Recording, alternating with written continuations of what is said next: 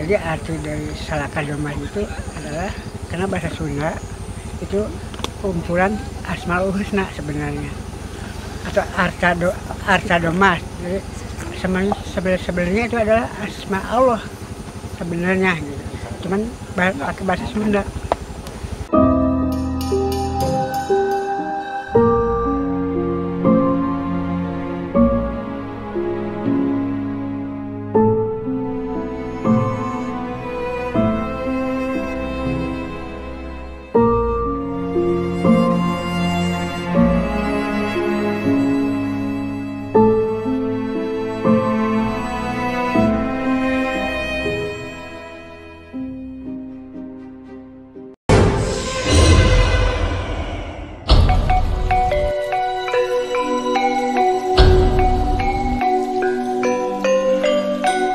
Kumpul di kaki Gunung Salak, yang mana tim ekspedisi dari Bunda akan apa? Naik ke atas. Akan melakukan kunjungan tinjauan ke salah satu arca-arca yang ada di Jawa Barat. Dengan tim ini, insya Allah kita akan selamat. Dan akan mempunyai suatu bekal untuk kaum milenial untuk menonton bahwa di Jawa Barat ada satu situs-situs yang perlu dikunjungi oleh kaum milenial sekarang. Sementara begitu, mungkin doa diberikan kepada Abah. Oke, terima kasih.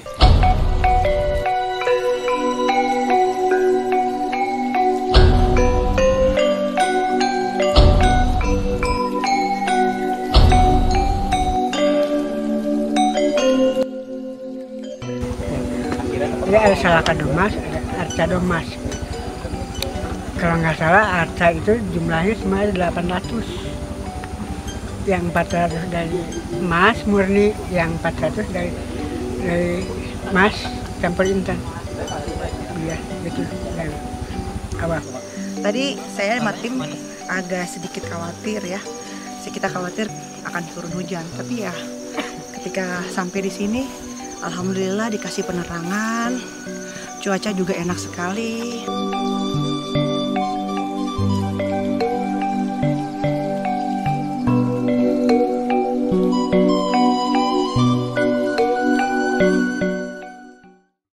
Abah, untuk gelar yang Abah ceritakan itu untuk yang Prabu Siliwangi itu ada yang saya pernah dengar ada kata-katanya depan itu Sri. Itu maksudnya gimana, Abah? Sri? Maksudnya Sri itu kalau pimpinan kan harus ada sifat keibuan Sri. Ya kan Sri Baduga Maharaja. Ya, kalau pimpinan tidak punya sifat keibuan, cinta kasihnya ke umat nggak ada. Iya benar. Jadi harus ada sifat keibuan maksimal. Yang Prabu sifat keibuannya 60%, Muhammadnya 40. Gitu. Jadi sifat lakinya saya paham. Jadi maksudnya gini ya, Bah. Berarti seorang pemimpin itu harus mempunyai sifat keibuan. Keibuan itu mungkin untuk mengayomi masyarakatnya ya, Bah ya. Bagaimana sih posisi seorang ibu itu kan mengayomi anaknya. Ya, kalau ibu mah yang jelek, yang nakal, yang bagus semua anak aku. Iya. Kalau ibu nggak pilih-pilih. Jadi yang miskin, yang kaya nggak pandang bulu. Iya. Anak aku semua. Jadi itulah tokoh. Jadi ya berarti sebuah pemimpin ya, Bah ya, entah itu mau pimpin dalam suatu masyarakat kecil ataupun pemimpin bangsa, bahwa memang seorang pemimpin itu harus mempunyai jiwa ya sifat keibuan ini maksudnya sini bukan berarti dia dari secara fisik feminin, bukan, tapi bagaimana cara dia mengayomi, melindungi, menjaga ya masyarakatnya, bagaimana kasihnya, ulas asih kasihnya itu terhadap anak-anaknya itu seperti terhadap masyarakat, seperti itu ya, Bah ya. Kalau bahasa Arabnya Nurul Fatimiyah kan gitu. Nurul Fatimiyah bahasa Arabnya. Kalau bahasa kita kan Sri kan. Oh, jadi kalau Nurul Fatimiyah itu kayak cahaya ibu ya. Keibuan ya. Semoga saya punya ya, Bah. Ya, laki harus punya itu kalau jadi pemimpin gitu. Kalau nggak punya sifat keibuan, ya namanya juga laki. Jadi arogansi ya, Bah ya. Jadi dia terlalu power kelakian, keakuan. Aku laki-laki itu terlalu tinggi ya, Bah ya, hingga melupakan sifat asah asih dan asusnya itu ya, Bah. Gitu. Oh. Nah, Sri, maka dulu banget Sri. Kayak di Jawa kan Sri Hamangku. Iya Sri, memang. Sri Sultan Sri. Iya, Sri Sultan. Maksudnya itu. Jadi rekan-rekan semua itu sejarahnya kenapa raja-raja di Indonesia itu, raja-raja Nusantara itu, kenapa kata-kata depannya itu ada Sri-Sri-Sri-nya itu. Mungkin selama ini teman-teman semua bertanya, kenapa kok tokoh-tokoh raja-raja Nusantara ada Sri-Sri-Sri-nya. Sekarang udah terjawab oleh Abah Iyeng bahwa itu mewakili seorang pemimpin harus juga memiliki sifat keibuan ya, Bah ya. Iya, Bah, bener ya, Bah. Wujudnya laki, sifat keibuannya Ya, ada. wujudnya laki-laki tapi sifat keibuannya ada gitu. Di sini maksudnya bukan sifat keibuan, maksudnya rekan-rekan jangan maksudnya salah tafsir atau gimana harus bertampilan seperti perempuan atau bagaimana seperti itu, tapi jiwanya ya, Bah. Jiwanya yang itu bagaimana harus mampu mengayomi masyarakatnya, melindungi gitu kan, mengasihi, menyayangi gitu kan ya, Bah ya. Ya. Mudah-mudahan semoga sih harapan saya ini bisa terjawab selama ini untuk dalam sejarah Nusantara, bisa terjawab kepada rekan-rekan semua apa arti lambang dari Sri bagi sebuah nama-nama kerajaan di Nusantara. Karena memang konten saya itu adalah bagaimana jejak leluhur Nusantara. Konten saya itu namanya bernama Feni Ramayulita, Abah, tapi judul kontennya itu Jejak Leluhur Nusantara. Nah, sekarang ini Jejak Leluhur Nusantara, sekarang ini episodenya adalah Kisah Tanah Jawa Barat. Nah, memang rencananya ya kita ingin mengangkat kembali bagaimana tadi Abah bilang Tanah Jawa Barat tersendiri gitu kan. Bagaimana lagi kita dapat mengingat sejarah-sejarah yang tapak tilas ya, Bah. Tapak tilas yang sudah terjadi di Jawa Barat ya, Bah ya. Seperti itu ya, Bah. Kurang lebih bahasanya seperti itu, mungkin saya ada salah kata ya, mohon maaf, Bah. Napak tilas. Napak tilas ya, Bah. Oh ya, diluruskan rekan-rekan semua, napak tilas, bukan tapak tilas ya, Bah. Salah-salah di sini ada salah-salah kata, mungkin kan saya hanya manusia biasa. Betul, alhamdulillahnya bisa bertemu dengan penasehat, kesepuhan, bukan tapak tilas rekan-rekan, tapi napak ya, Bah. Napak tilas gitu ya. Nah, napak tilas sendiri kalau bisa diartikan bahasa Indonesia itu apa tuh, Bah? Mungkin rekan-rekan semua masih kurang paham. Kita mengikuti jejak leluhur, bahasa Indonesia kan gitu. Oh, jejak leluhur berarti bahasa Indonesianya seperti itu kita, ya, Bah. Napak tilas itu napak tilas itu. Jadi kita ngikut gitu.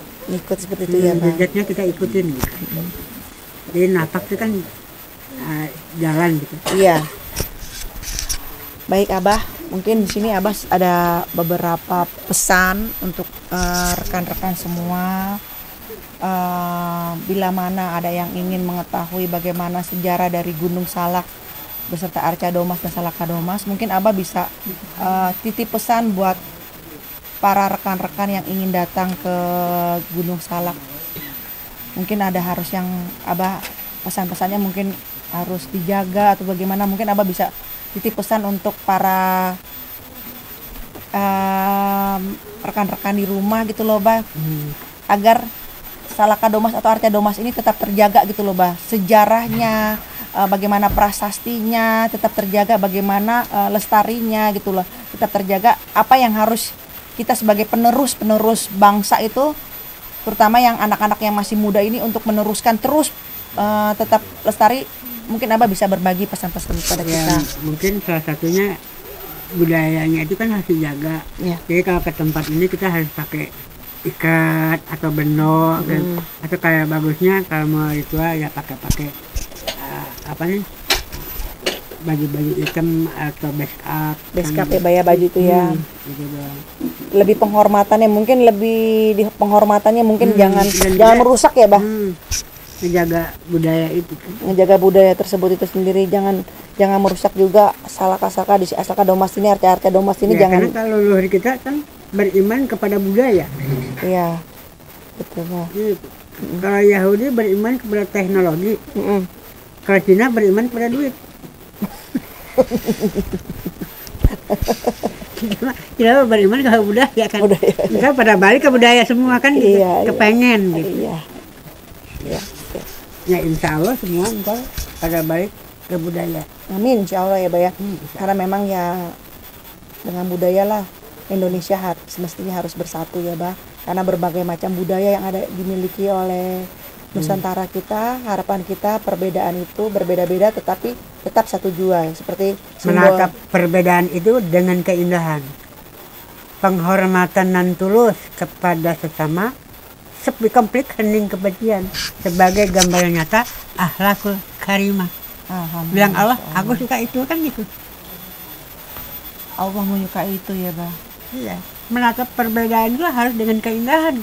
Menangkap perbedaan dengan keindahan. Menatap perbedaan itu dengan keindahan. Menatap perbedaan itu dengan keindahan. Penghormatan dan tulus. Penghormatan dan tulus Kepada sesama. kepada sesama. Sepi konflik. Sepi konflik. Hening kebencian. Hening kebencian. Sebagai gambaran nyata. Sebagai gambaran nyata Akhlakul karimah. akhlakul karimah. Bilang Allah, aku suka itu. Oh, alhamdulillah. Allah menyukai itu ya, Bang? Iya, Allah yang disukai sama Allah akhlak kan. Iya, iya. Kan akhlak kan sebagai budaya. Jangan dijadikan perbedaan Ada peradaban katanya. Iya. Budaya kita. Iya. Akhlak kan budaya yang paling tinggi. Iya, dah paham. Itu Abah yang barusan aja Abah ceritakan pada saya itu nyentuh hati saya gitu loh. Karena mungkin yang banyak terjadi dalam keadaan-keadaan sekarang itulah perbedaan. leluhur kita dulu kan begitu. Dia kan menatap perbedaan itu dengan rasa keindahan. Agar tidak terjadi konflik ya, Bah. Itu tersentuh banget hati saya Bah dengan kata-kata itu ya. Semoga rekan-rekan semua ini bisa menjadi sebuah masukan atau renungan untuk kita semua, untuk saya juga pribadi, untuk rekan-rekan semua di rumah juga, untuk menjadi perenungan bahwa perbedaan itu jangan dijadikan sebuah konflik ya. Jangan terciptanya menjadi sebuah kebencian ya, Bah ya. Pandanglah, tataplah perbedaan itu dengan keindahan, tatap perbedaan itu dengan keheningan gitu kan. Karena ya bagaimana kita bisa hidup selaras ya, Bah ya. Selaras restuna Gusti, tulus gitu. Tulus. Ikhlas dan tidak tulus kan. Oh, maka tadi ada bahasa nan tulus. Ikhlas belum tentu tulus. Yang ikhlas mah banyak. Yang ikhlas mah banyak, yang tapi tulus mah jarang. Kalau yang tulus punya kesenangan jiwa kan. Gak merasa dikerjain sama orang lain. Punya kesenangan jiwa gimana sih? Dia capek juga gak merasa capek. Oh, jadi berarti ada tingkat levelnya ya, Mbak. Ikhlas tulus. Berarti tidak bisa dikategori bahwa ikhlas dan tulus itu sama. Ya, kan bahasa doang. Bahasa ikhlas aja. Jadi puncak dari ikhlas itu ada ketulusan. Tulus. Bisa nggak rekan-rekan semua di rumah untuk mencapai ketulusan? Alhamdulillah. Iya. Lillahi ta'ala ya, Mbak ya.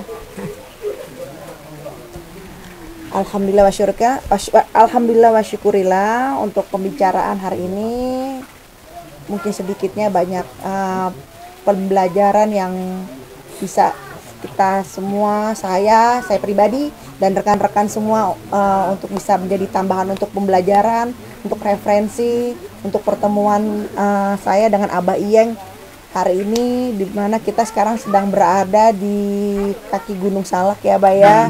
Alhamdulillah cuaca di sini pun teman-teman rekan-rekan semua bisa melihat cuacanya cerah, dan malam tadi pun saya menginap di saung Gunung Salak ini ya. Alhamdulillah diberikan cuaca yang baik ya. Memang dingin ya, wajar ya, karena saya berada di tengah hutan dan berada di posisi gunung. Kalau dingin-dingin ya wajar gitu ya. Oke rekan-rekan semua, mungkin pembincangan saya dengan Abah Iyeng akan saya tutup. Tapi bukan tutup selamanya nih Abah. Mungkin nanti ada pertemuan-pertemuan selanjutnya saya bisa diskusikan dengan Abah.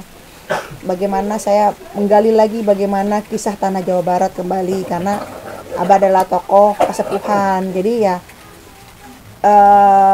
Abah jangan bosan-bosan ya Abah ya.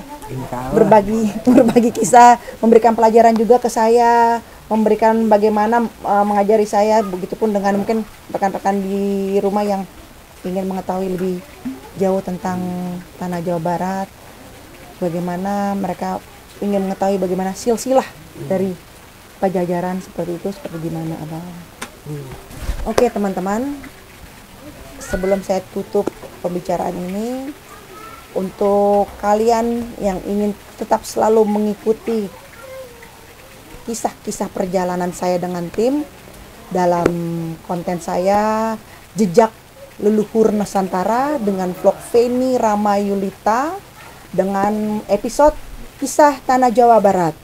Jangan lupa bantu kami agar perjalanan kami akan terus berjalan dengan cara like, subscribe, serta jika kalian semua sudah pernah mengalami perjalanan-perjalanan di Gunung Salak ini tepatnya, silakan komen, bercerita semua bagaimana pengalaman misteri, bagaimana pengalaman yang mungkin kalian tidak bisa kalian lupakan. Silakan untuk berbagi cerita. Oke teman-teman, saya tutup dengan Assalamualaikum warahmatullahi wabarakatuh. Salam Rahayu Rahayu.